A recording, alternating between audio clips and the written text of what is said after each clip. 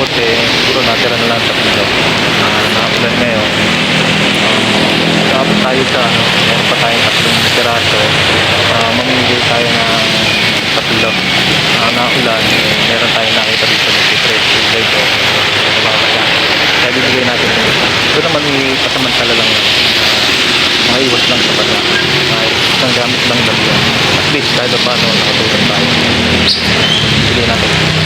So yan, nabigyan natin si tatay ng kapote na isa lang. Magti-tricycle driver, kaya tatay magti-tricycle driver din tayo, kaya kahit paano bibigay tayo sa kanya. Kaya proud kami sa mga magti-tricycle. Yun, salamat, nandito tayo ngayon sa Calamba. Kahit paano makakatulong yan tayo, kahit isang gamit lang 2. So yan, binabigyan tayo, at least kahit paano makaano tayo sa ulan. Yan, salamat. Ito sa tatay, malaking bagay yan sa kahit paano